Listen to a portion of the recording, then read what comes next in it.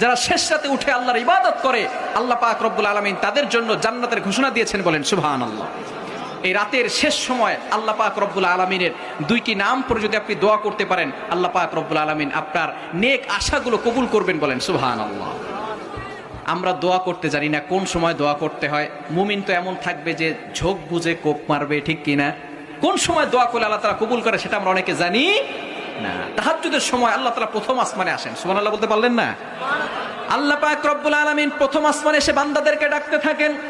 পবিত্র কোরআনুল কারীমের ভিতরে আল্লাহ পাক রব্বুল আলামিন জানিয়ে দিয়েছেন, হাদিসের ভিতরে রয়েছে, বুখারী শরীফের 1145 নম্বর হাদিস, ইয়ানজিলু রাব্বুনাল্লাহু তাআলা, আল্লাহ পাক রব্বুল আলামিন প্রথম আসমানে এসে বান্দাদেরকে ডাকতে থাকে, ও আমার বান্দারা, কার কি লাগবে আমি আল্লাহর কাছে চাও। বান্দা বিপদে পড়ে গেছো, আমি আল্লাহর কাছে সাহায্য চাও, আমি আল্লাহ তাআলা বিপদ থেকে উদ্ধার করে দিব। বান্দা তোমার কি লাগবে, গুনাহ করে ফেলেছো, আমি আল্লাহর কাছে বলো, আমি আল্লাহ তাআলা তোমার পিছনের সকল গুনাহ খাতাগুলো ক্ষমা করে দিব, বলেন সুবহানাল্লাহ।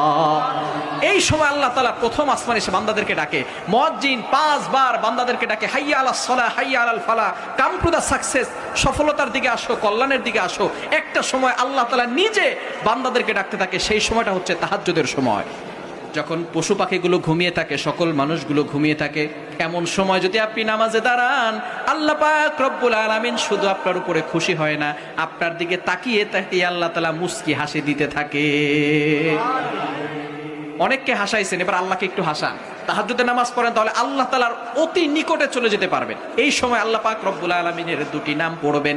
আল্লাহ পাক রব্বুল আলামিনের 99টা গুণবাচক নাম আছে, তার ভিতরে দুটি নাম হচ্ছে সবচেয়ে দামি। আম্মা জান আয়েশা রাদিয়াল্লাহু তাআলা আনহাকে নবীজি সাল্লাল্লাহু আলাইহি সাল্লাম বললেন, ও আয়েশা, আল্লাহর দুইটি নাম আছে, যেই নাম ধরে যদি তুমি ডাকো, এই দুইটি নাম হচ্ছে ইসমে আজম। ইসমে আজম পরে যদি তুমি ডাকতে পারো, আল্লাহ পাক রব্বুল আলামিন তোমার সকল দোয়াগুলো কবুল করে নিবেন। নবীজি সাল্লাল্লাহু আলাইহি সাল্লাম আর ইসমে আজম আয়েশা রাদিয়াল্লাহু তাআলা আনহাকে শিখালেন না। পরবর্তী সময় তিনি যখন দোয়া করতে লাগলেন, তখন বলা শুরু করছেন, ইয়া হাইয়ু ইয়া কাইয়ুম, ইয়া হাইয়ু ইয়া কাইয়ুম, ইয়া হাইয়ু ইয়া কাইয়ুম। আল্লাহ পাক রব্বুল আলামিনের দুইটা নাম, একটা হচ্ছে হাইয়ু আর একটা হচ্ছে কাইয়ুম। তিনি হচ্ছেন চিরঞ্জীব, তিনি হচ্ছেন চিরস্থায়ী। দুইটা নামকে ইসমে আজমও বলা হয়। এই দুইটি নাম পরে নবীজি দোয়া করতেছেন। পরবর্তী সময় আম্মা জান আয়েশা বললেন, ইয়া রাসূলুল্লাহ, ইয়া হাবিবাল্লাহ, আপনি আমাকে ইসমে আজমও শিখালেন না, আর আপনিও তো দোয়ার ভিতরে ইসমে আজম পড়লেন না।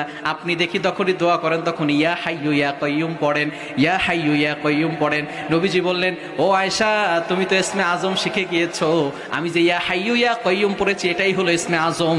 এই দুইটি নাম পড়ে আল্লাহর কাছে দোয়া করলে আল্লাহ পাক রব্বুল আলামিন সকল